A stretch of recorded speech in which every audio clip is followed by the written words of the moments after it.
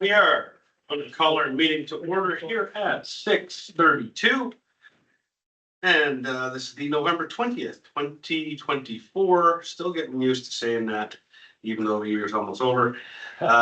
Meeting, general business meeting. So, Town of Diamond Valley acknowledges the traditional territories of the Treaty 7 region of Southern Alberta, which includes the Blackfoot Confederacy, members the Siksika, Kainai, and Kainai First Nations, the Stoney Nakoda, Bearspaw First Nations, Chiniki and Wesley bands, the Dene of Tsuut'ina First Nations, and the people of Métis Region 3, and all those that make a treaty with 7 lands their home. We have a consent agenda 2.1 through 2.2 with A, B, C, D, and E. We had one minor clerical error.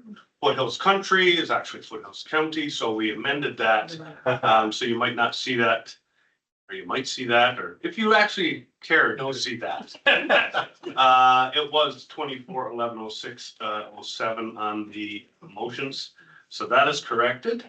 Council, do you have anything in the consent agenda that you would wish to slide to the regular business meeting agenda for discussion?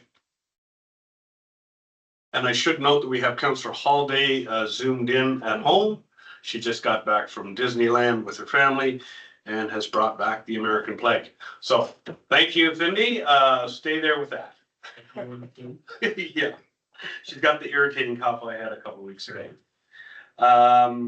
All right, so everybody else, we're good? If so, I'll take a motion to adopt the consent agenda. I can give you that. Deputy Mayor Martin gives us that. Any discussion? Seeing none, all in favor? Right. Carrie, thank you.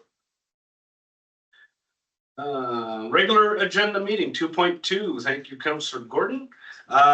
Do we have any errors, omissions, or deletions, or subtractions? I believe we do. Miss Acting CAO Carrie. Yes, Mr. Mayor, if you could remove item 6.3, which is bylaw 2024-86. We got some legal back on that yesterday that we don't actually need to pass that bylaw. And the suite of bylaws coming before you. Excellent. All right, so we're removing 6.3. Councillor Gordon. Yeah, and also, I know 6.1 was on our agenda a couple weeks ago, but in a conversation with our CAO, he's got some pointers for us, so I'm gonna make a motion that we suspend 6.1 and bring it forward in our next council meeting to have that discussion on the external municipal communication policy and procedure. I was already just thinking. We'll have to get your thoughts on afterwards.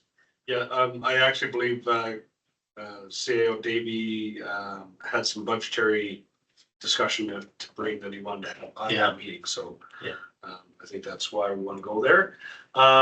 Cindy, any comment on that before we put that to motion? Yeah, I'm happy with those changes. Motion that we would accept the agenda as amended. All in favor? And that is carried. Thank you. So that's going to be December 4th. Just to be clear. Make sure that we get Cindy's vote.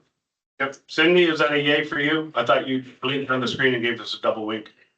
She's handing up, so. Oh, that's cool. There you go. Yeah, we could also do it if she's a phone to vocalize it. We can do it that way too. Okay. Would you rather moving on. I vote vocally than my hand? Can't see you. Can't see you, so yeah, just chime in. You get precedence because you're at home. So if we hear you say yes or no, then we'll either say good or we'll say, would you like to comment on that? How's that sound? Sounds good. Okay, good stuff. Alrighty, moving on. Motions arising. Oh no, question period. Here we go. Question period is a 15-minute section of the council meeting where we give the public opportunity to ask questions of council or administration for points of clarity or general inquiry. You can email, text, fill out the forms we have on the wall. However you want to get the message in, we prefer to get it as soon as we can and give it in time to find any background information. Ms. Borzone, have we received any questions for this meeting? No, Mr. Mayor. Thank you. Having none documented, we will move on in the agenda to statutory hearings, which we have none. Delegations, 5.1, Orphan Well Association Abandonment of Katana, Sounds like a. right? 0612. Well, Mr. Merck, Dave Merckx, manager of land and stakeholders, and Jonah, or not Jonah Jones. All right, Jones. Right. I was going something. It didn't work. It fell flat again. That's 2 fails, only 1 win. And that's only in my own head. Please introduce yourselves, gentlemen. The floor is yours, and tell us all about what we're here for. Sure. So my name is Dave Marks with Orphan Well Association and Jonah Urton. I'm in the land and manager, land and stakeholder for the OWA, and Jonah is our lead engineer for this project. So we're here to talk to you today about our Katana 612 well, which literally is about 300 meters due north of this building. Oh, do you want me to turn it on? Yeah, sure. Yeah, you're loud now. Thank you. I've heard that. Yeah, so you can go to the next one. I'm just gonna speak a little bit first to give you a little bit of a background. I know I was in front of council here. I want to say 2 or 3 years ago, we were on this well for a short spell as well. I'll fill you in on just a few little of the background things to do with the association, and then the smart guy, Jonah, will talk about the well and the program that we're going to execute on that well. So today we're going to talk about 3 real things. Quick little 101 on the Orphan Well Association. We'll talk about the details of the well. It's got a bit of an interesting history. And then we'll get right into what we're proposing to do in January here on this well. Okay, you can go to the next one. So I won't go into any detail on the next few slides, but an orphan just essentially means that there's no longer a viable entity in charge of that well. There's no owner, they've gone defunct. That's the case in this particular well. It was drilled in the 30s. And so anytime there's a well and there's no viable owner for it, and an issue happens with it, essentially, it's an official designation from the Alberta Energy Regulator that determines that it's an orphan. So this particular well has been in our inventory for quite a while. It is an orphan. Again, it was drilled quite some long time ago. The other stuff, I think you get the gist of it. If there's no owner, we step in their place. We don't ever take the shoes of the licensee. We never hold license. All we do is we have the authority under the AER to go in and close these sites. So that's what we're planning to do on this one. So next one. So we began about 23 or 4 years ago. We originally started as a department within the Alberta Energy Regulator. And over time, we've just drifted and we're separate completely from them now. We actually aren't at all funded by the government. A lot of people think we work for the government. We do not. We're 100% funded by a levy that's on oil and gas producers in the province. And we are not for profit. So everything we get all goes into closing of assets across the province. Again, we operate under a regulation under the Oil and Gas Conservation Act. But we are completely separate. And then the next one, we only do one thing. We'd like to think we do it pretty well, but we close oil and gas sites. That's all we do. I don't think I need to read a mandate for us. So now we'll get into the next slide and you can start to get more in the specifics of this particular project, and I'll maybe turn it over to Jonah from this point. Sure. So this is just a quick map of the northwestern part of Diamond Valley, just to show where the actual lease is for this Katana site. And that red line is the intended access route that we'll take into that lease. Up to the next slide.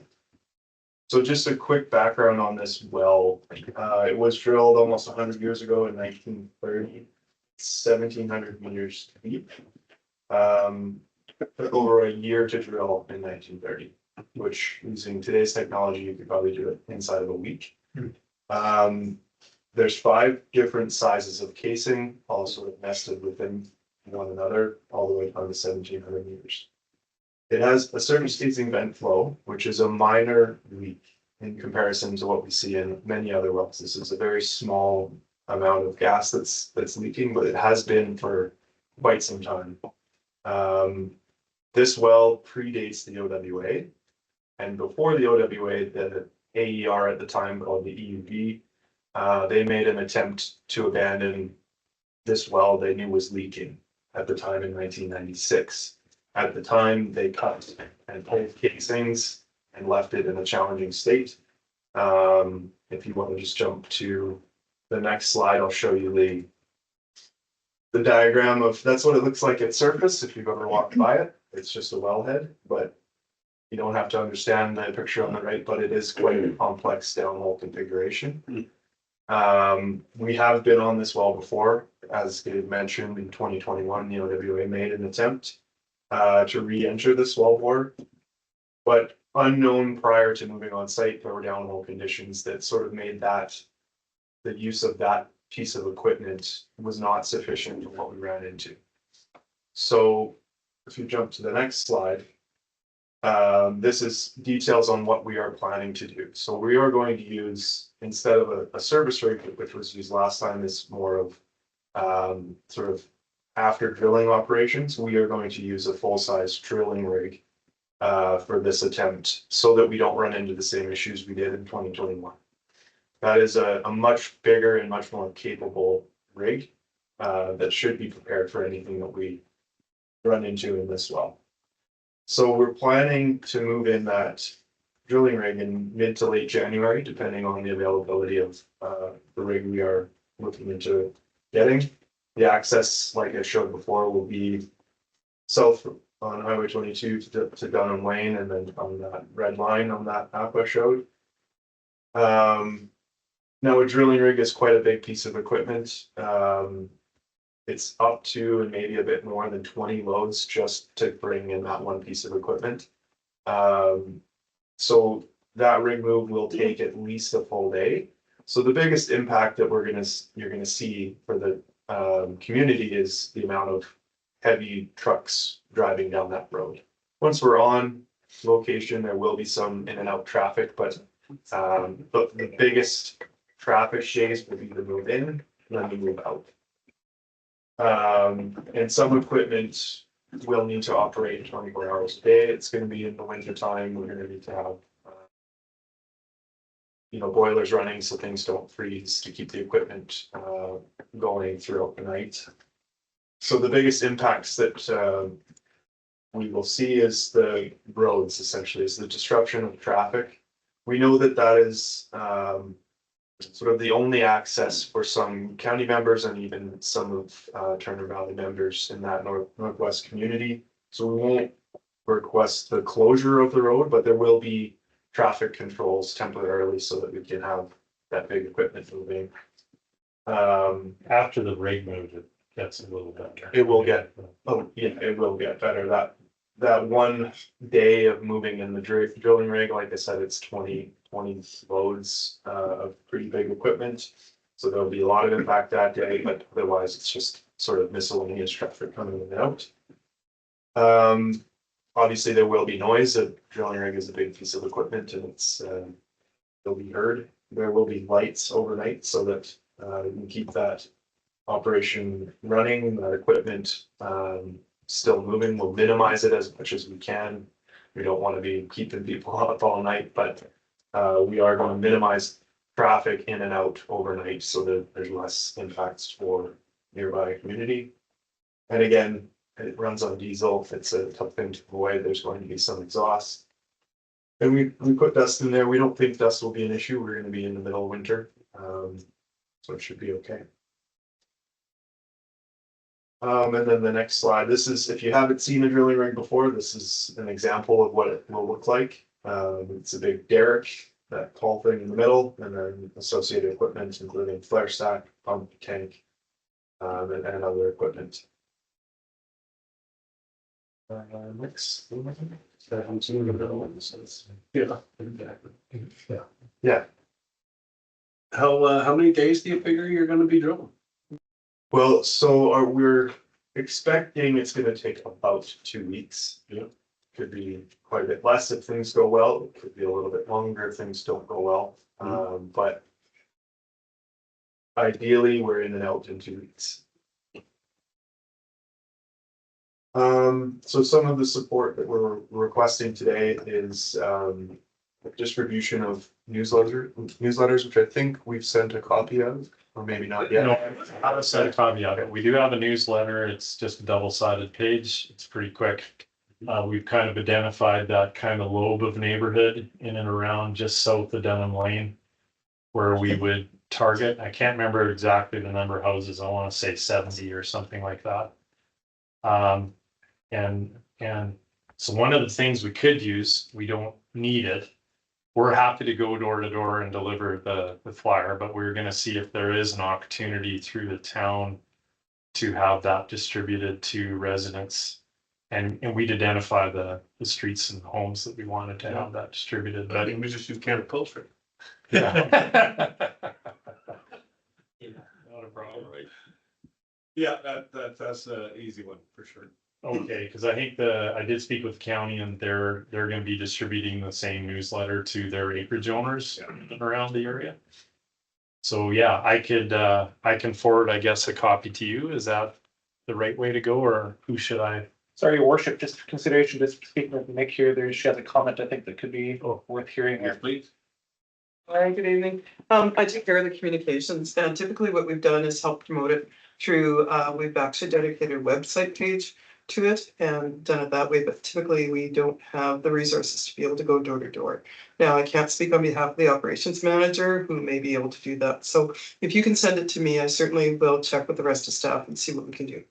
That'd be fantastic if we can get on your website, like the deliveries icing on And the social cake, media. but we're pretty easy to do that too. Okay. That's not a big deal.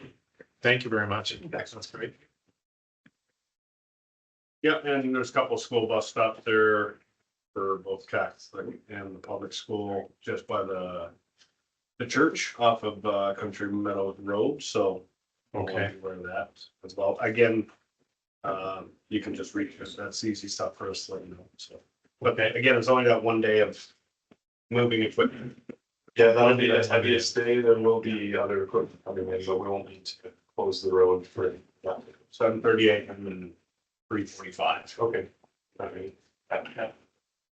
And then I know that there is some housing development in that neighborhood still, so I don't know if there's, active activity going on that you might be aware of, so that we can schedule that rig move. On a day where they're not rigging in there, for example. Yes, Heather? So Dunham Road is, part of it is gravel. Part of it is got first layer on. If I'm correct, I'm not 100%. Yes, we put second layer on. Put the second layer on, so, I'm worried about damaging that road. I mean, it's already, the gravel part is already. And that's the part that your equipment probably will really wreck. So I'm just wondering about, how we'll mitigate that. Yeah, and our organization will certainly remedy any damage that we cause. Road use is a pretty common thing that we deal with all the time. And our policy is effectively any damage we occur. So what we do is we document and record the conditions before the rig comes in. And then we'll just make sure, if it's obvious that we're damaging it on the first load, then we got to come up with a plan B on how to get that equipment in.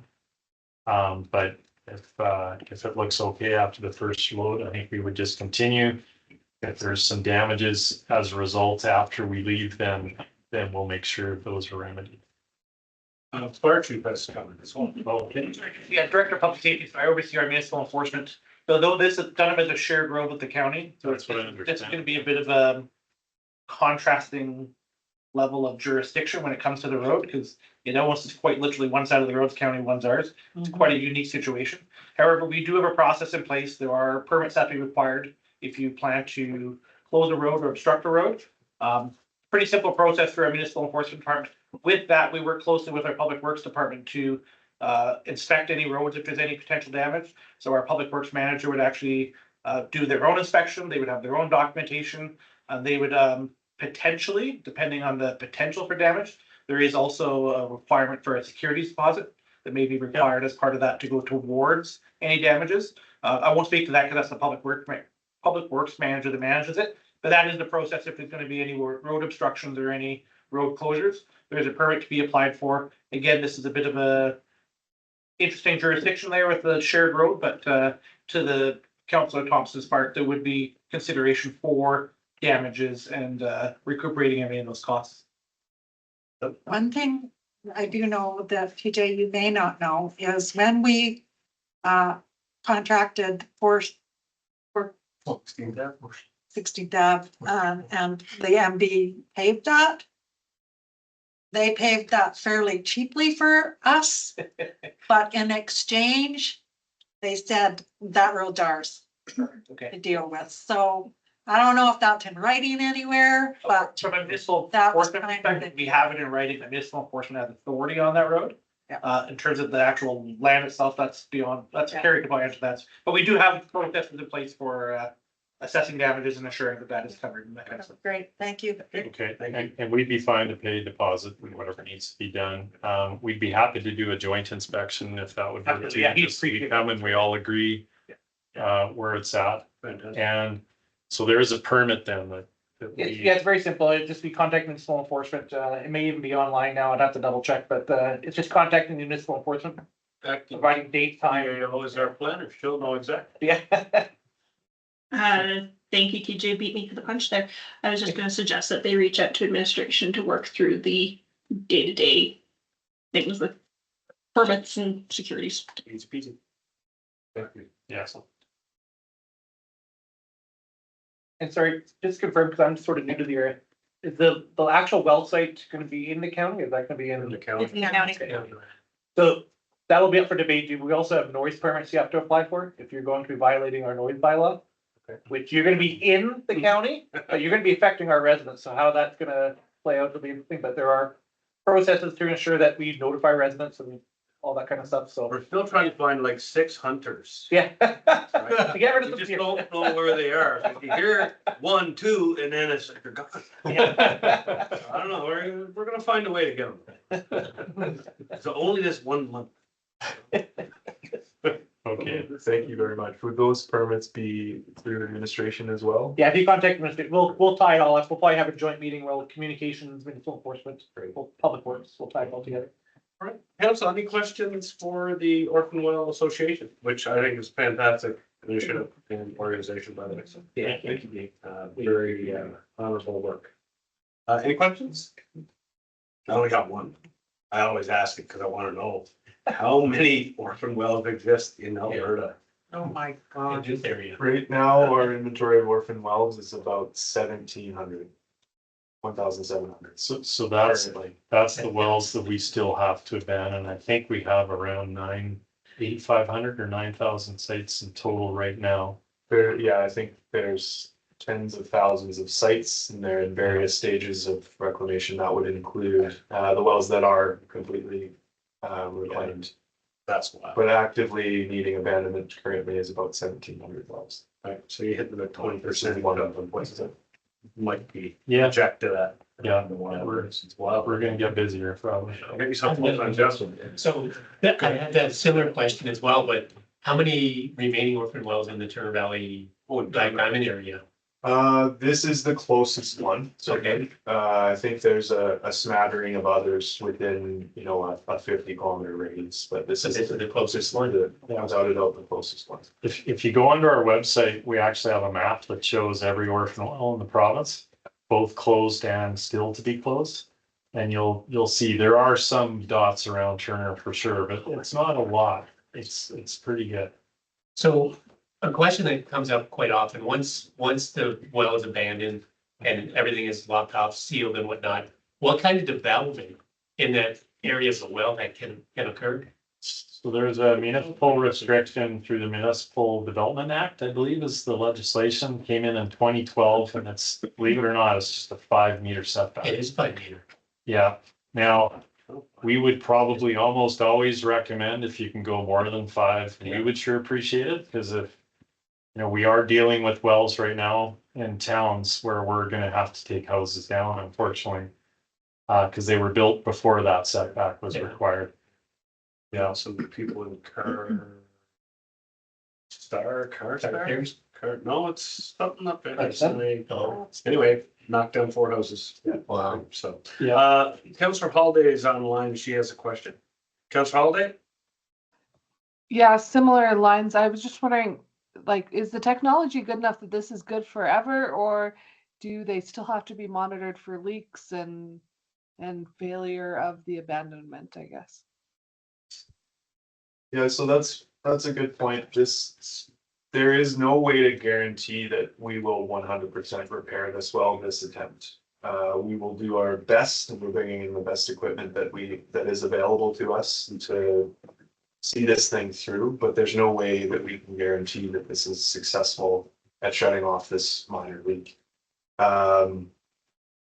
When that leak is repaired, it would be deemed abandoned and the well would be cut below ground and then it would go through the reclamation certification application essentially. Once that's done, you know, development could happen within those setback. So there is a piece of legislation under the AER that wells in an urban center, I think it's Directive 79, don't quote me on that, but. It is. Oh. Wells in urban centers, we started in 2013, I think is when that legislation came out. And you have to test the wells periodically. I can't remember the frequency. It depends on if it's sour well, sweet well, all those sorts of things. So wells inside of urban municipalities do have a recheck frequency just to make sure that there are still no leaks or anything evident from them. So it's not often, but it is, I want to say, a 5-year or something like that frequency where we'll come back and do a quick test on it. Very cool. Thanks for the answers. All right, did Holiday get hers in? Yeah. How did I miss that? All good.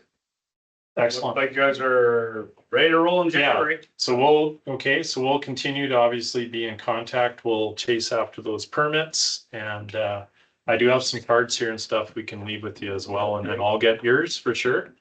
And If I may, then, what may be easiest is it will disconnect it and then that way I can introduce you to the rest of the team. sure, Make sure that you're in contact with the right people. that'd be awesome. Thank you very much. Thank you for your time. Oh, thank you. Appreciate, like I say, the work you guys are doing. Fantastic. Thank you. All right, take care. Bye now. Alrighty, moving on, we will go to the Diamond Valley Car Club Show and Shine post-event wrap-up. And Car Club guys. Come on up. We got Chris, we got Bruce, we got Jeff. Greg, you want in on this or no? Man, it looks good if you do.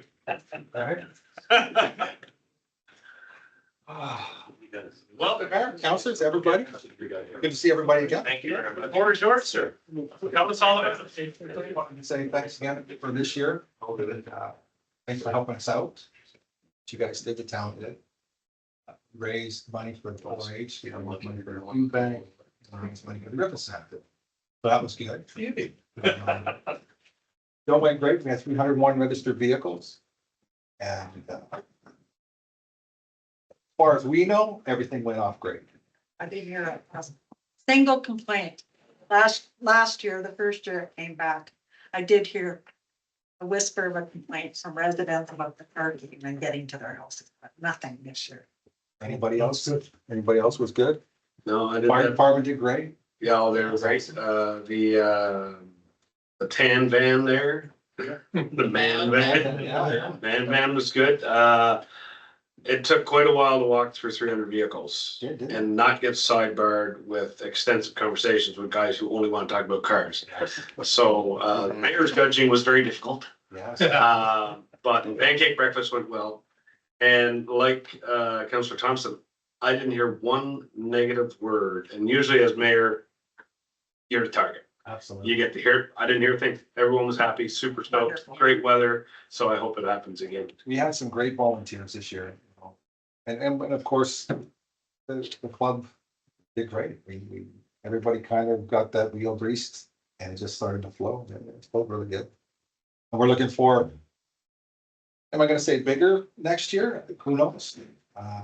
But we seem to have gotten the word out to other car clubs, being Okotoks now is forming a car club. The High River guys now are talking about doing a kind of a triad thing, and it's like, you know, kind of like slow down, but like, this is our second year. We're excited though, and we're happy that that's being able to happen and to grow. It brings a lot of people to town, which is great. That was huge. Yeah, we might need some more room for a few more cars yet, because we're pretty well crammed into that one space, but a few more streets would help us out. And that's something we can talk to many about too, right? And the fire department. The fire department knows how to move. That's right. We actually got a little drone video of what the show looked like this year. If you want to see it. You guys see over my head? Can Cindy see this? Drums.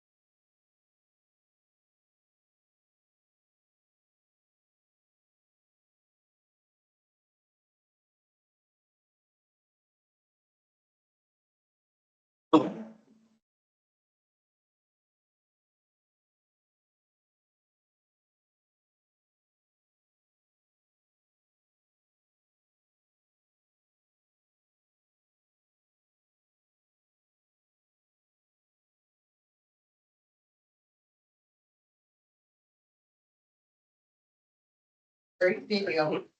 Cool. Very cool. Very cool. So this is Was one. that you guys announcing winners there Yeah. at the stage? Middle again there now. And most of the people stuck around for that, or you kind of got phones? I'd have to say there was, I think, 4 that left early. That got awards. Which is pretty good. Yeah. Because the last year, of course, we had those little bit of clouds coming. Everybody Yeah. scrambled like this, right? It's a cloud. Hey, The vendors, everybody, Polkit's been amazing up at A&W. yeah. He's supported this whole thing all the way along with the club, with discounts. And gives club members 50% off their meal on Friday nights, 50%. So that's been a big hit too for us on Friday evenings. We get people from Calgary, Claresholm, come here. And once again, we get people to come to the town, right? Yeah. You know, we get people that come here and they start looking around, right? And we should look, That goes on all summer long. right? Yeah. Also, a little bit. And just everybody else, right? It's been cool. So we're looking forward to doing 2025.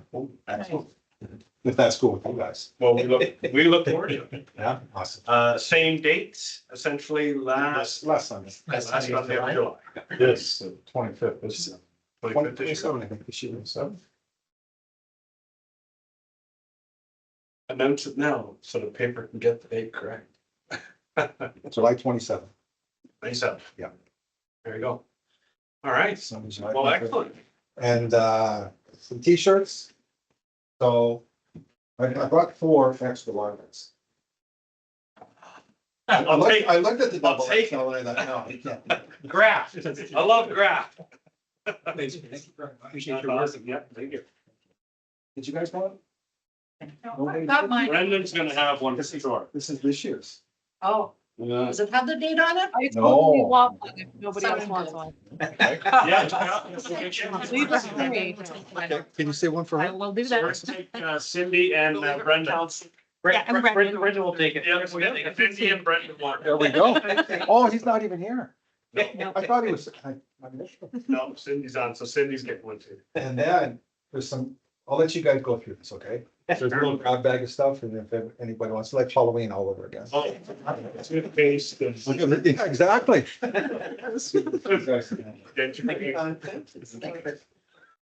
And that's it.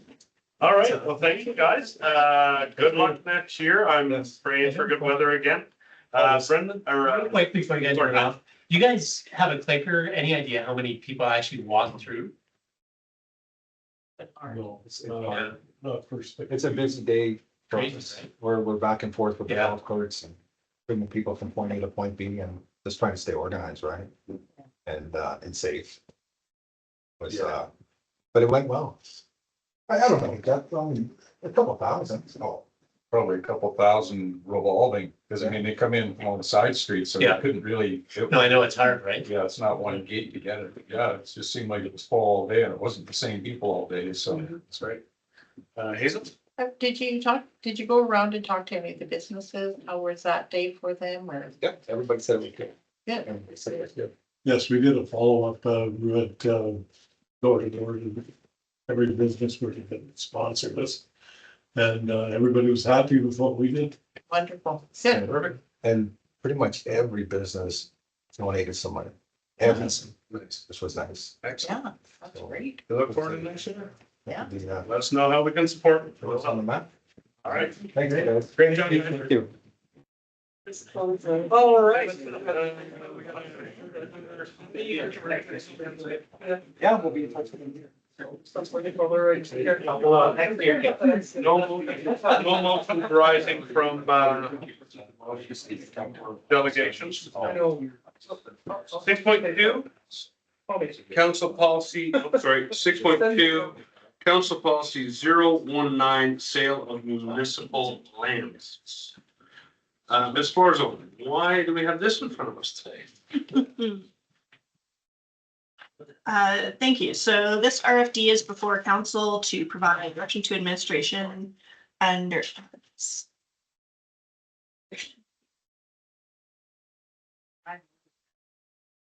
Thank you. Under council policy 019, to sell town-owned lands. So this portion of Royal Ave was closed many moons ago and was never registered land sales.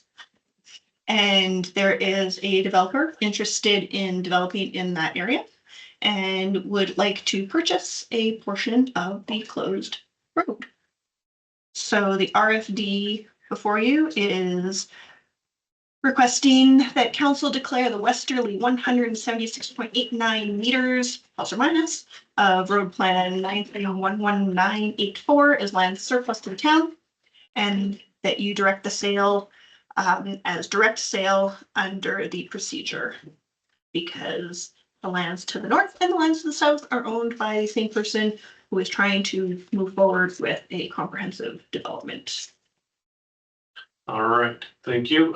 Councillor Gordon, you may begin. Yeah, I think this is a great idea. I mean, it's not being used, right? Because it's kind of strange. The reason I'm getting up is Royal comes here. Now, right now, this back alley that connects the little tiny kid lot over here, which is just to this kitty corner. This is actually municipal land coming along here, and across the road, which is the entryway into this property. And there's a little creek with a bridge. Is that gonna be retained as municipal land for a future pathway? You're talking off of Edgar. You're going off of Edgar. Yeah, the Okay. park is off of Edgar. Let's go off of this one. Oh, no, this is where I mean, because it's Royal. So this along here, there's a slight, There's an embankment and a drainage course. That embankment and drainage course, we're working with the landowner currently to allocate it as environmental reserve during the subdivision process to protect that drainage. cool. So, because I know years ago, the Parks and Pathway Committee wanted to see a connectivity. And so that's why Sunset had that connectivity coming off of Occulta coming up. So is that still feasible with that? Yes, through the chair. So the design for that area, so there's the northern parcel, I'm gonna get the address wrong, 402, there you go, 402 Royal Ave, and then the southern larger parcel with the existing development is Yeah. 415. The same owner owns those two parcels, wants to buy the road. Which The was closed road that's no longer a road in between those. Hence why we're recommending the direct sale, is so that the subdivision application that is basically on hold at the moment can proceed forward. Administration is generally supportive of what we're working with. Again, without making promises, without outside of the official approval process, but knowing that they are working with us to protect the drainage, protect the environmental reserve, provide the municipal reserve that they're required to provide. Working with our civic ops and our fire and our pathways through the subdivision process as we normally would. Okay, yeah, because I just wanted to bring that to the attention. Everybody uses that pathway, and there's, I think even our public works helped kind of shore up that bridge this year. That's across Benham Creek there, so. Deputy Mayor.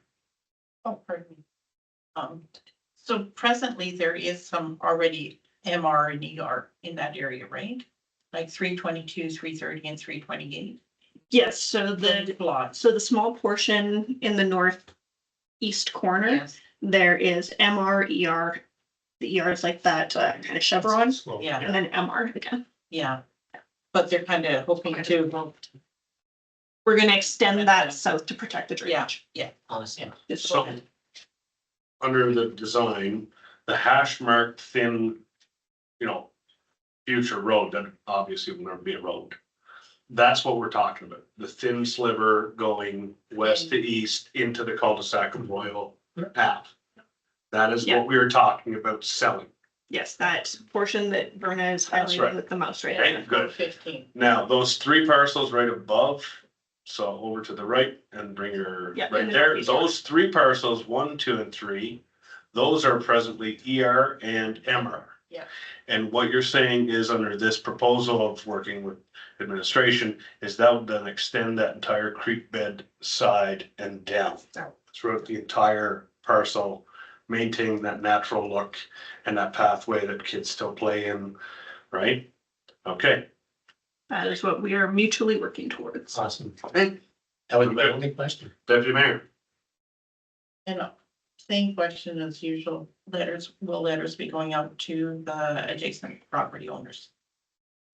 Because of the Canada Post strike, if this goes to circulation during that time, there will be a site posting and 2 advertisements in the newspaper in lieu of letters being distributed.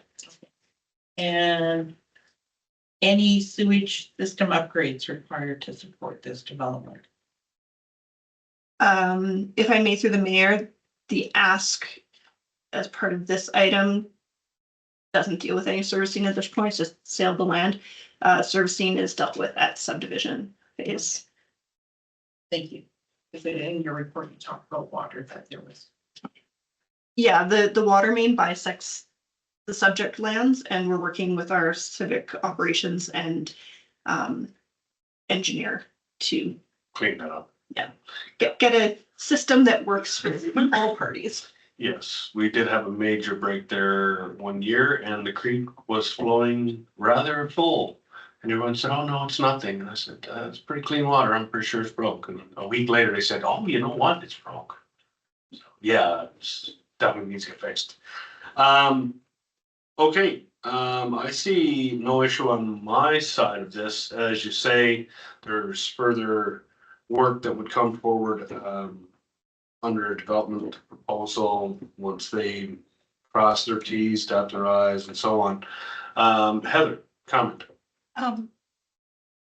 So options 1 and 2, if we go forward with those, do we have a value of that property? Yeah, and how are we gonna get that value? Yeah, so typically when we're approached for a direct sale, in a nature such as this, we would be selling it at market value. The appraisal would come from a person certified to provide that service at the cost of the applicant. If administration receives that and it seems off, we reserve the right to ask for a second or have our assessor or lawyer look at it. Okay, thank you. I could give you the first resolution. And so, you wanna read it out? Council declare the westerly 176.89 meters, 580.35 feet, plus minus portion of road plan on plan 9311984 as land surplus to the needs of the town. Okay, thank you. Just a quick question, follow up to, what, you just answered. We had the same scenario play out on another piece of land that had a sliver going down through 2 properties, and it was like, oh, this is just useless land. In actual fact, it was a beautiful road right away that would have been great for a pathway system. And we ended up selling it for $5,000.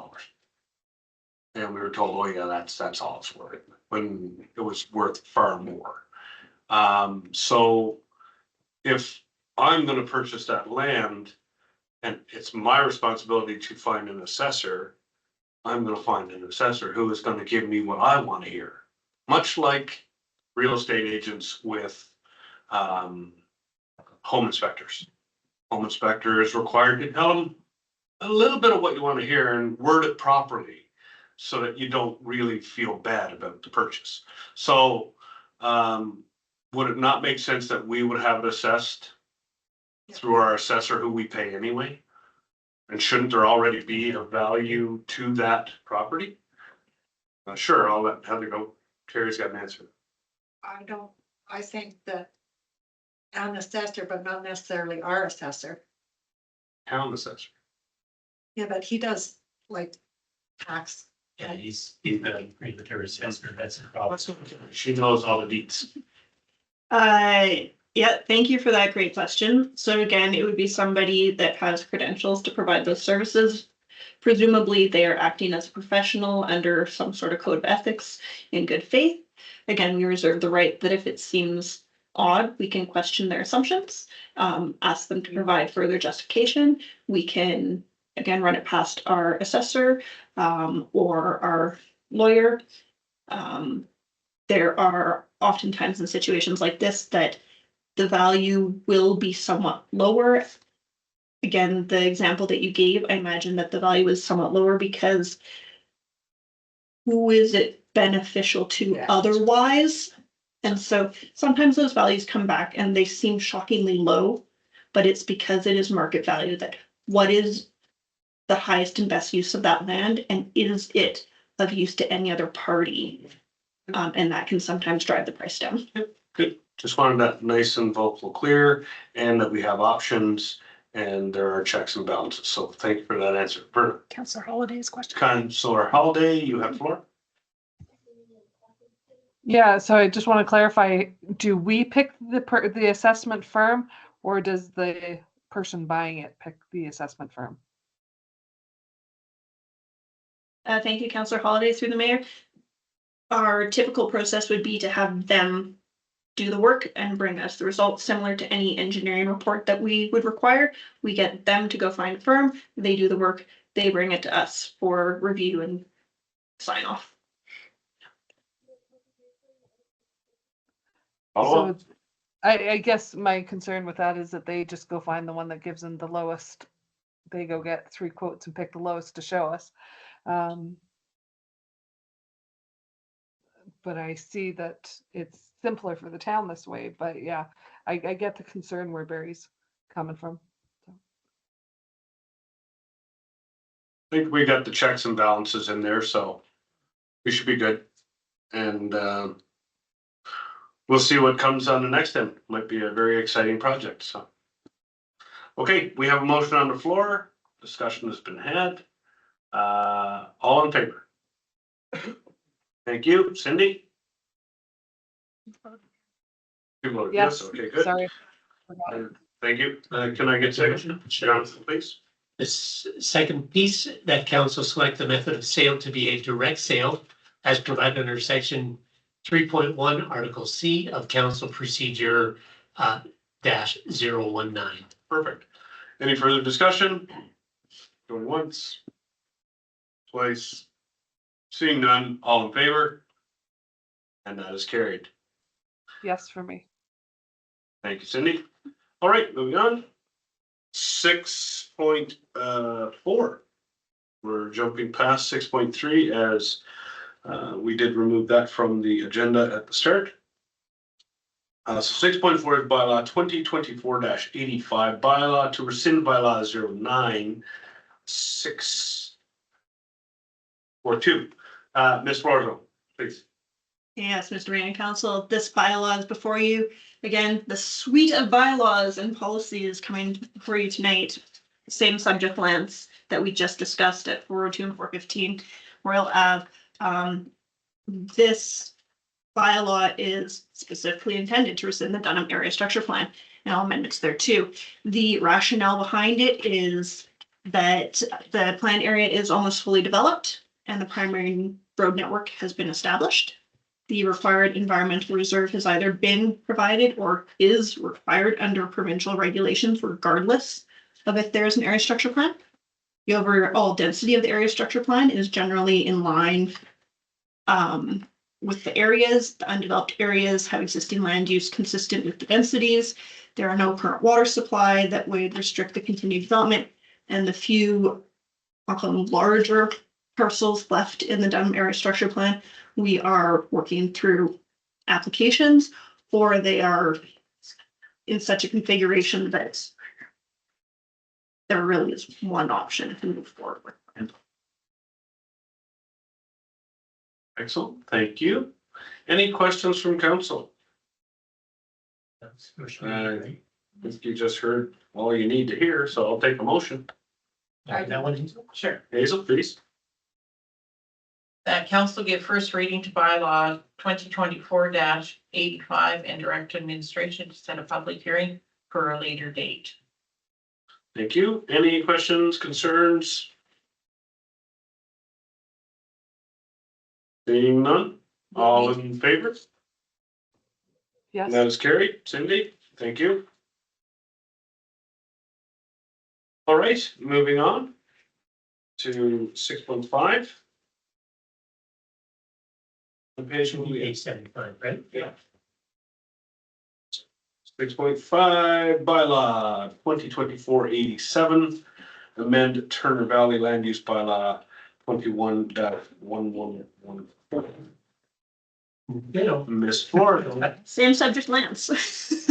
That 415 Royal and 402 Royal Ave. This bylaw is a redesignation bylaw for those properties. It also deletes section 6.4.8, which limits the density on the subject lands. My understanding is historically there was a proposal, there was a site-specific amendment made to accommodate that proposal. It's no longer needed, so we're going to clean up the bylaw as part of this redesignation. The redesignation is from R3 to a combination of R1 and R1N. So Bernie, if you could scroll up to find that guy.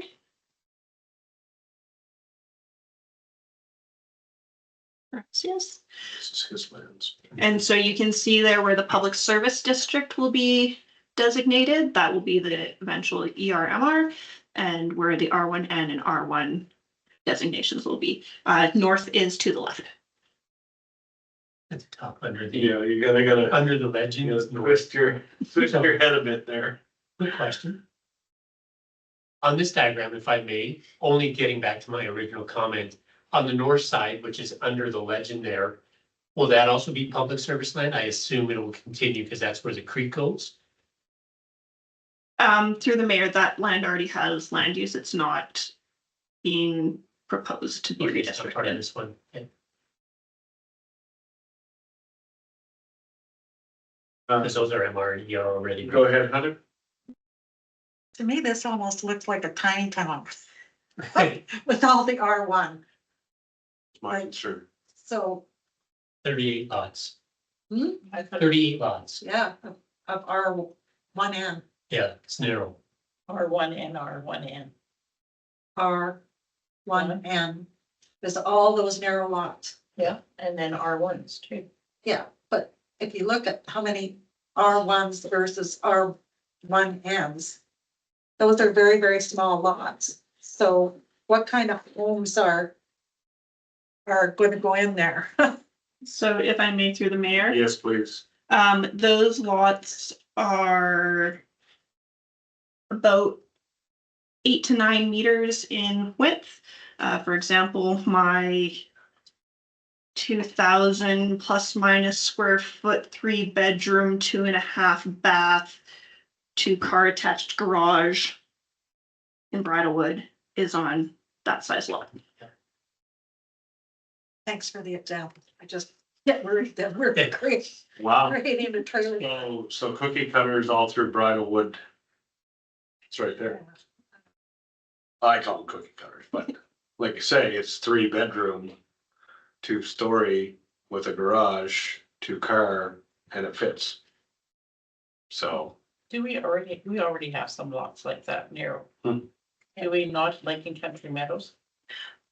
Through the mayor, so the R1N district is relatively new, passed earlier this year on both sides of the river in both bylaws. To my knowledge, I don't think anything has been constructed on those, but I'm not 100%. Almost. They're They're getting ready. they're getting there. Yeah, I was talking with the builder this weekend. So, okay, I have a point on that. yeah, sure. Well, do we have a motion? Don't have a motion yet, Okay. so I'll give us a motion and then we can speak to it. That council give first reading to the bylaw 2024-87 and direct administration to set that public hearing for a later date. And if, I do understand Councillor Thompson's concerns with the R1 narrow, but at the same time, that's something I think we need to consider from a diversity perspective, making homes a little bit more, I guess, accessible is the word, not so much affordable, because what is affordable these days? So hopefully this gives an option for our community members. We've been hearing that for a few years now. On that front, I do not like approaching the affordability topic because that's such a moving target. But at the same time, going from an R3 down to an R1, we lose a little bit more of an infill, but at least I think 42 proposed lots, if I read correctly. But then I counted up, it's 38. But anyway, at least it gives a little bit of a diversity that we've been looking for. So it'd be interesting to see if anything comes up during the public hearing. Excellent, thank you. Cindy, any comment? Yeah, Carrie, you talk about, just maybe give the opportunity to talk about what it means when you're saying a comprehensive residential development.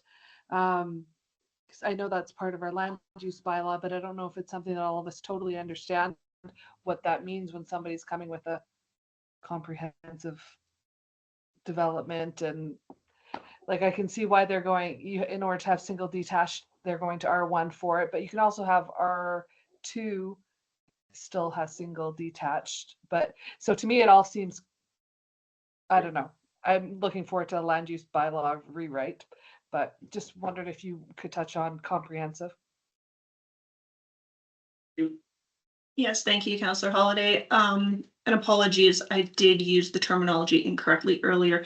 Under the Turner Valley Land Use Bylaw, there is a section that speaks on comprehensive development, which, for example, would be like 302 George, where we saw multiple buildings with parking considerations for the site for multiple dwelling types, shared public amenity spaces. That would be a comprehensive development application. In this case, again, poor choice of words. What I had intended to say is that they are coming with a proposal for a well thought out project. We are working towards, again, mutual goals of meeting the land use bylaw and the municipal development plan, good planning principles, and obviously something that they feel comfortable with as a developer as well.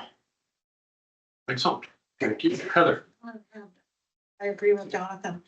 I like seeing this because it's filling in the holes that haven't been developed over the course of the years. And I've been sitting like as an R3 for years and years and years. I really like the fact that some of this stuff is happening and we're filling in those gaps. Yeah. So, yeah, so Utilizing I infrastructure. look forward to the public. Already hearing on this exists. one. That's the key. All right, okay, Cindy, if nothing further, I'm gonna call the question. All in favor? Yes. Thank you.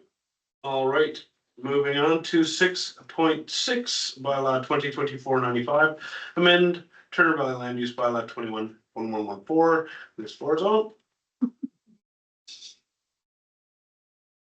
Thank you very much. So this would be the redesignation for the portion of closed road from undefined to R1 and R1N. So you may have noticed in the previous diagram that that portion of road on the west side was white and not given a land use.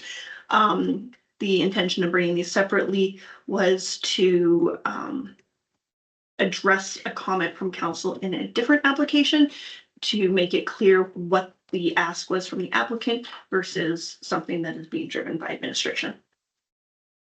All right, thank you. I will give the council give first reading to bylaw 2024-95 and direct administration to set a public hearing for a later date. And I would just comment that we are moving in the right direction. We're following through on this proposed plan to see if it can bear fruition. And we've made all the right moves thus far. So following administration's guidance, I would say this is the right option. Any debate on that? All in favor? Aye. That is carried, thank you. 6.7, bylaw 2024-93, amend council committees bylaw. Roll on this one. 93. Yes, so Miss Verna, I imagine you're gonna comment on this one, yes? I can. Please do. Council at the organizational meeting in October changed some meeting dates and times, and one of them was the committee of the whole, which requires an amendment to the bylaw. That amendment is before you. I will take first reading, please.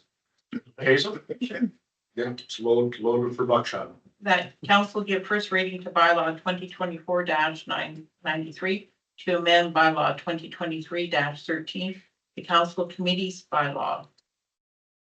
Thank you. Would you like to speak to that motion?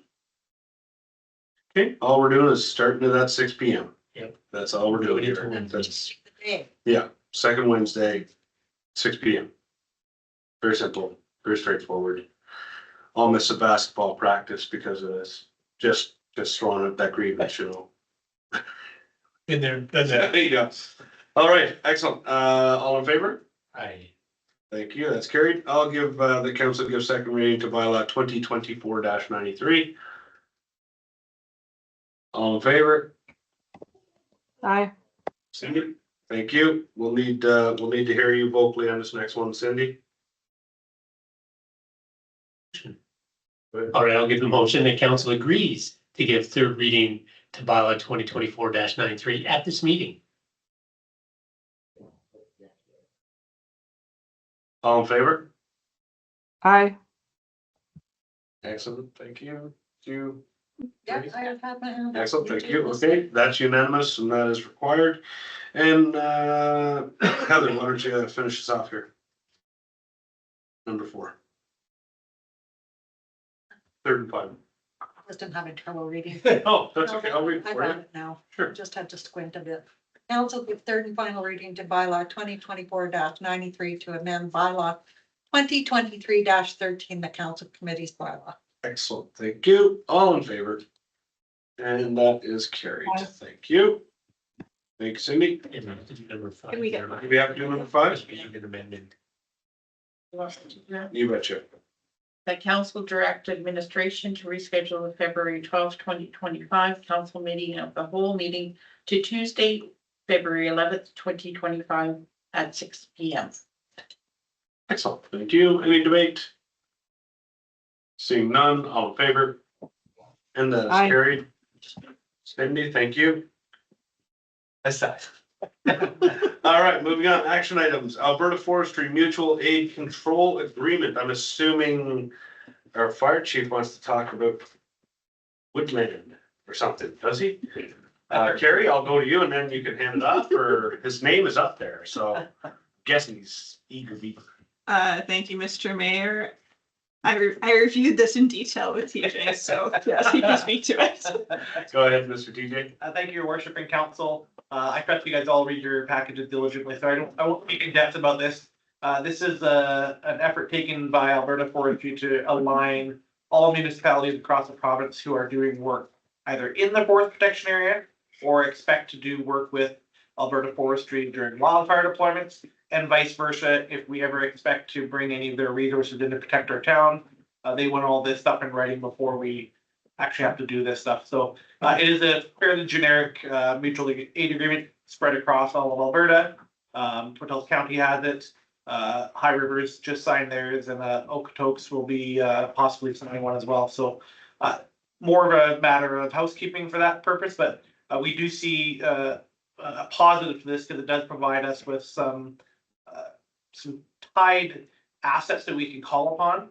So even though we are not within a forest protection area, which is what this mainly applies to, we do have one to the west. So if and when that fire comes from the west and starts coming towards us, even if we are outside of that, we do have access to the resources. So if we want a plane, we want a helicopter, all of that's laid out in this plan and how we can access it. It also restricts delegation of who can actually apply to that stuff. So they're very strict with who can authorize it, who can't. But they've done a pretty good job in laying this out. And they've rolled this out about 6 months ago. They've just caught up to us now, so. So no big red flags in here. I'll just lay that one straight out. No, one of the things that we appreciate during our conversation with Alberta Forestry on that is that they are looking at how the financial piece of this agreement works. The Alberta government's looking at some triggers as to when billing would actually take place. Mhm. So though a helicopter might be, say, $3,000 an hour, the administrative burden on both the Alberta government as well as the municipality to actually recover that $3,000, as we all know, is a lot of time and effort. So they're actually looking at taking this one step further, and though they've made an agreement, they want to put some policy in place to potentially come up with a number that triggers when billing happens. So we actually may see a positive to this, that we can use their resources with potentially little bit financial impact as they move forward with their future efforts on this act and this area of expertise for them. All right, His Majesty the King approves, so, council, anything you've seen, read, or you want some clarity on? If not, I'll take that motion, Heather. Council accept the terms and enters into the municipal aid fire control agreement from Alberta Forestry. Mutual aid fire control, just to be clear. You said municipal. Of course I have it when it goes municipal, just comes out natural. Mutual. All right, excellent. Cindy, I'll go to you. Any comments? No, it looks good. Makes sense.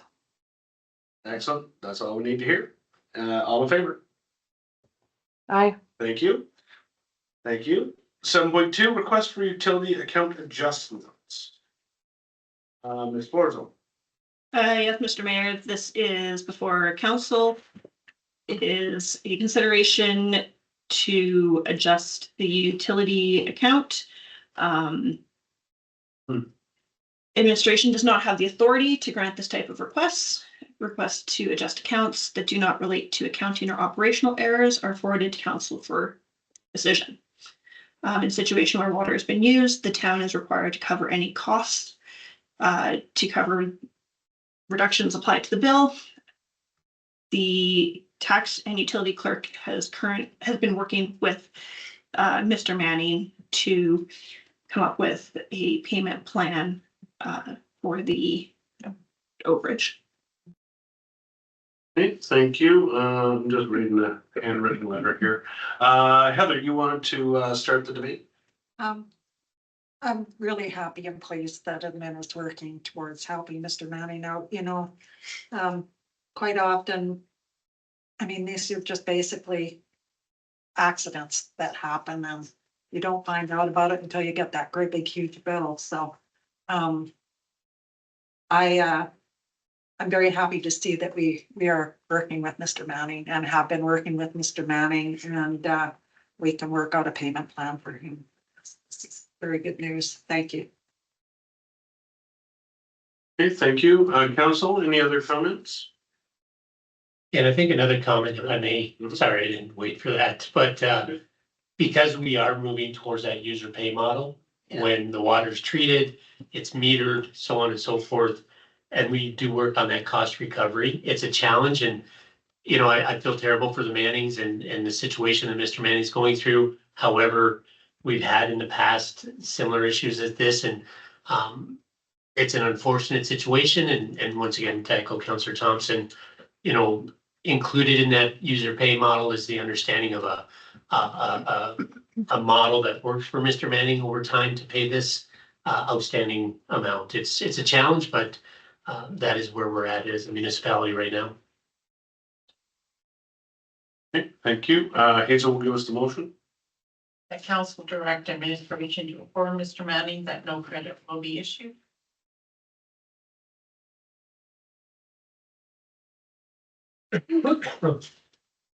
Thank you.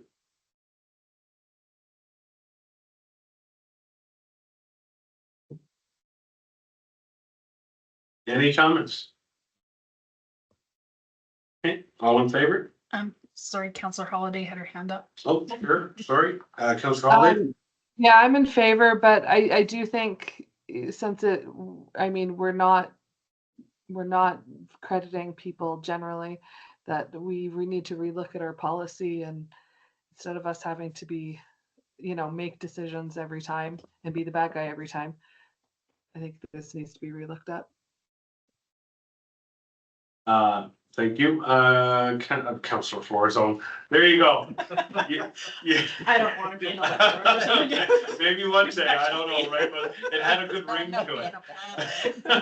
Ms. Florzone. Yes, through the mayor to council, and of course, we do utilize this platform sometimes to provide general information to the public, those listening. The town is coming forward with a water and wastewater bylaw shortly. And of course, direction provided at a recent council meeting to put the master fee schedule into a bylaw. And I believe that our intention is to have wording in there as well that gives some flexibility. And so I think that those two documents moving forward will help solidify the will of council so that administration can just take these requests in future, not use it as council business time. Yeah, that'd be great. I mean, I do feel for Mr. Manning. We had one, I think maybe 2 years ago, that was upward of $3,000. You know, and that, I mean, that one, you know, that really pulls on your heartstring, like. But on the same tone, we have a certain amount of business that we have to conduct, and everything costs money, and we don't have an endless pool. So as unfortunate as it is that these things happen, I am very pleased, as other fellow councillors are, that staff is working to come up with a plan, stretch out the payments, and make it work. So that being said, I will call the vote again. Ms. Holiday, all in favor? Yes. Thank you. Moving on, 7.3, Bill 20, options for criminal record checks. I'll hand this one off to Verna. We did discuss this briefly. This is an interesting one, and it can fall into a bit of a danger zone when leading into an election. But I'll let Verna explain that, because that's really the crux of where council needs to make this decision from, is does it look like you're a blocker or an enabler, or is it free flow and people should be educated enough to know what they're getting into? So, Verna? Thank you, Mayor Crane. You are 100% correct. This needs to be a policy statement by council for moving into this 2025 election. Bill 20 allows councils to have a bylaw if they wish to have criminal records checks. Probably the biggest conversation piece in talking to the clerks and the training sessions has been that when the returning officer receives, council should decide to proceed with this. When we receive the nomination papers, we check the box that yes, the criminal records check is attached, and then it gets filed. So if the returning officer is even mildly horrified by the criminal records check, we still have to accept it. It's a nomination form. So it's up to the public to exercise their right to ask to review a person's nomination forms, which would include the records check. So that just really needs to be understood, that the returning officer has zero authority to deal with any issues arising from that. It has to come from the public. The electors at large are the ones who have the right to ask to see a nomination paper and to do whatever they wish with that information. Okay, thank you. I'm gonna go to Deputy Mayor first and then to Heather. When you talk about, Verna, is that the criminal check is attached to the nomination paper? Is that part of FOIP? Is that because that is confidential information? It would no longer be confidential information. Anybody can ask to see a person's nomination papers. They are slightly redacted. Your criminal records background is now public knowledge, but I will redact your box number. So FOIP does require a certain amount, but if you're not going to do anything with that information, then why would you have it? So the FOIP is overridden by the Local Authorities Election Act in this case, and there is the ability to actually disclose that information. Have you ever had anybody ask to look at nomination papers? I've never ever heard of. It is permitted under the act. So Is it publicized? They're not public. We don't put them out on the website or anything No. like that. You have to make an appointment and come into the office to view them. You can't have a copy or anything else, but you can come in and view them. But is that information public though? Is it like during election time? For states that you can, the public is allowed, permitted to. Yep, once someone files their nomination papers and they've been accepted, or in this case, in this year, there will be a notice of intent to file, that will also be public. So the documents are available in a slightly redacted format, but it's very slight redaction. They are available for viewing. And so these would be available along with it if council proceeds with it. Thank you very much. You're welcome. Thank you. Heather? So if you do have a criminal record, you can't run for council?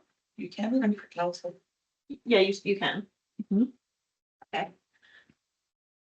Okay, then that answers my question, because I was gonna say a criminal record check is only as good as the paper is written on the day you get it. Mhm. You could get a criminal record the next day. So there's nothing that, as far as a criminal record goes, that would stop you from running for, as an elected official? Like, I There, don't understand this at all. Like, if you're a child rapist or whatever, you could still run for council? no. So, If I could clarify that, Yeah. there are, certain electoral charges that are immediately disqualify you. But that again is up to the public to determine that someone has been disqualified, but also, having been convicted and, sentenced to more than 5 years, I believe is the magic number. I should have brought my act. So a DUI would not fall. probably Most not. likely not. Okay. It- Unless there were extenuating charges. Isn't right. So, Cindy, would you like to comment before I do? I don't think there's much out of Bill 20 that we really like, is there? No. comment. This just seems like make work project, probably stemming out of the situation of a counselor in Calgary. I don't know what this is for.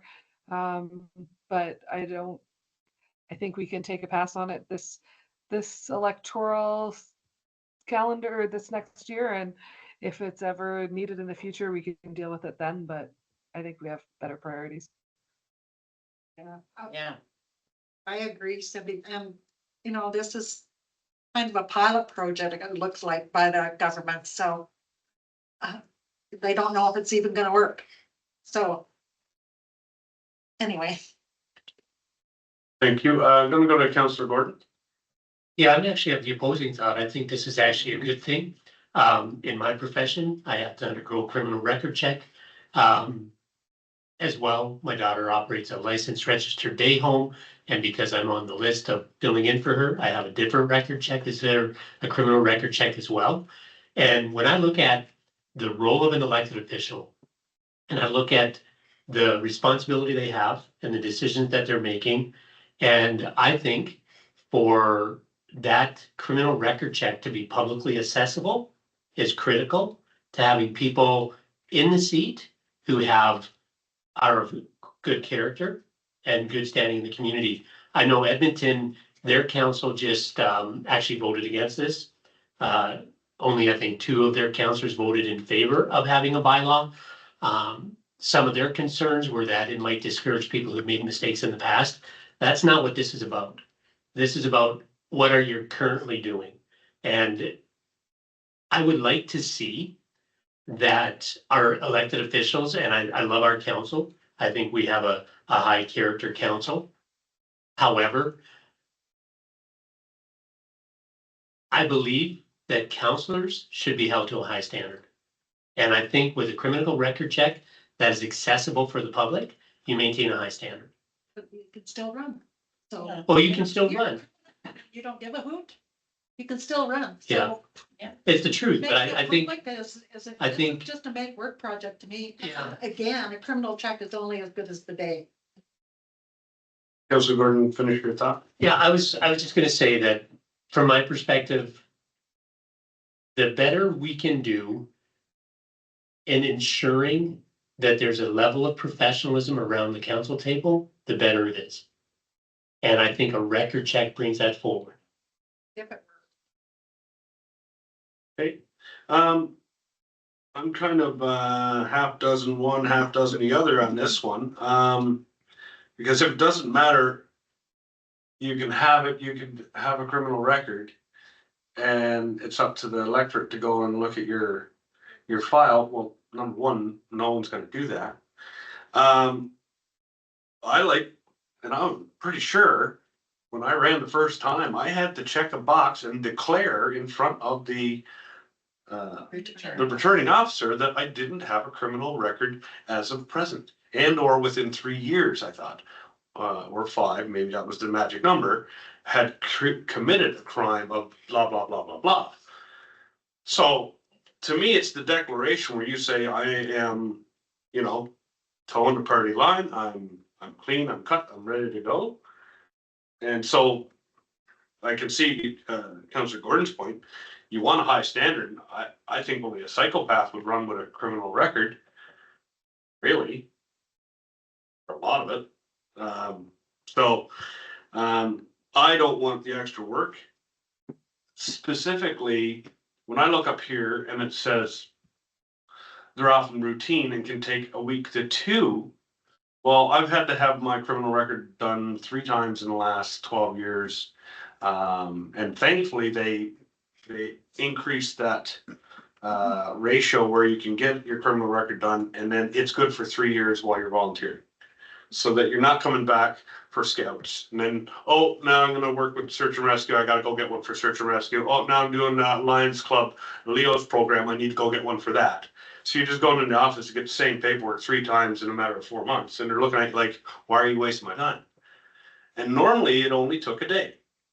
But if I see up here a week or 2 and you have a election looming and someone is on the fence, whether they're gonna run or they're not, and that minute that crunch is coming and now you pass a 2-week window or a week window and they say, I'm gonna do it.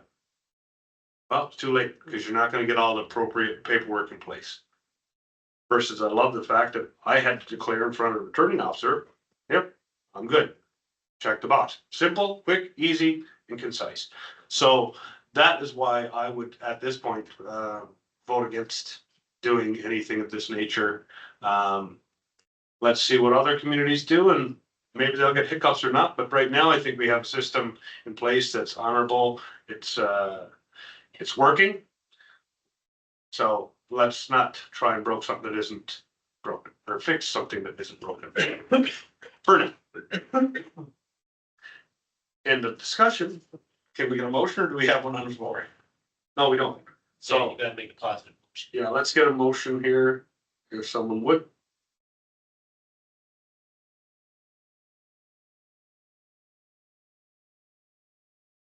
Yeah, just go with 3 and say, Well, you can go with 2, actually. That's a positive Yeah. motion.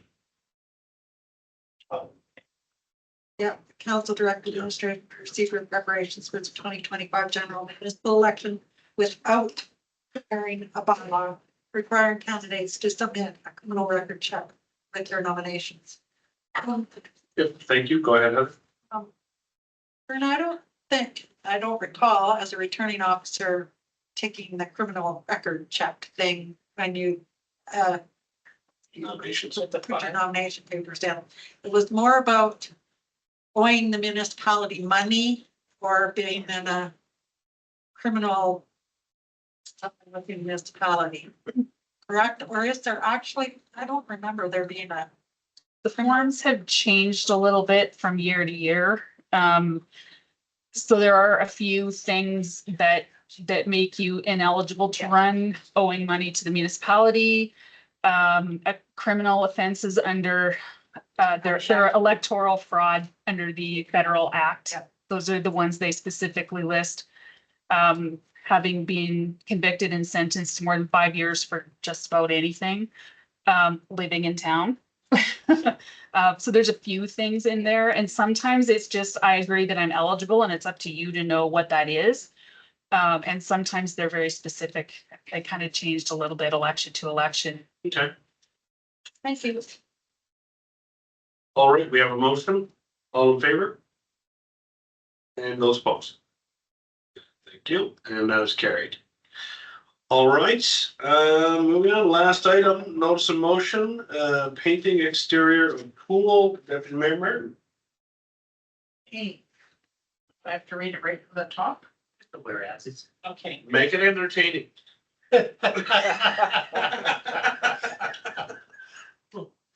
Only Mayor Crane, you can do that. Whereas since opening in 1964, the Dr. Lander Memorial Pool has been a beloved facility, attracting residents and visitors alike.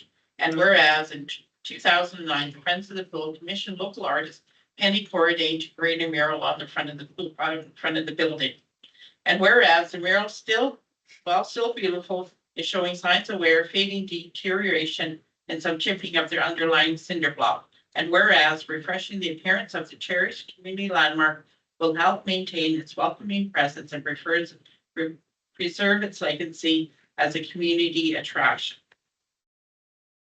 So here's my motion. The council directs administration to include in the 2025 operating budget to be presented for council's consideration at the December 4th, 2024 council meeting, sufficient funds to repaint the exterior of the Dr. Lander Memorial. Thank you. One question if I could, probably the same as Heather. Do you want to repaint it with a mural or just repaint it with, just touch it up and make it I clean? think just make it nice. So just a regular paint job? Yeah, yeah. Okay, all right, sounds good. Cindy, any comment? Yeah, so painting over the mural, all one color. That was my question, so. Heather? So normally a notice of motion, we don't vote on the No. night that it's presented. So Yes. because that goes against our council procedure bylaw. So Or I don't necessarily disagree with this, but we would be voting on this at, we would vote, the motion would come forward at the December 4th, which doesn't give administration enough time to budget for it, to go in the operating budget. Fair enough. So I'm just not sure how to address this, because normally this wouldn't get voted on tonight. It's just hearing the motion. We don't even discuss it. Miss Carey? Hi, yes, Mr. Mayor. So the date the motion will be voted on is December 4th during the regular meeting of council. We have the Excel back and forth operation and capital budget spreadsheet going right now. Vin has been working to do some tweaks on the budgets. And so because it is before report cutoff, he can incorporate some of this into the budget numbers as a line item that you can vote to either keep in or remove at said time. The resolution actually needs to be just that the notice of motion move forward to for discussion and voting on to the December 4th. Is, Yeah, well, I think we can keep it as is with the explanation that Vin can kind of have some background in it. Or we could reword it a little bit, but Verna? Councilor Holiday has her hand. Oh, Councilor Holiday, go ahead. Yeah, it's in our council procedure bylaw that council may on 2/3 vote waive the requirement for notice contained in the notice of motion. So we could just 2/3 votes and vote on this tonight. Okay, so a unanimous vote wins. 2/3. Yeah. As long as it's over 2/3, so unanimous vote. So. Yeah. Okay, so would you just hold off on that motion while I make another motion? Just table it, shall we? I'll make a motion that we waive the notice of motion requirement for tonight's item 9.1 and proceed to council motion by deputy mayor. And stop. All in favor of that motion? Cindy? Yes. Here, yes. Okay, and with that, we now can proceed with the motion by Councillor Deputy Mayor Martin. I read it. Yeah, and then it's gonna come through Okay. with the information required. Okay, thank you.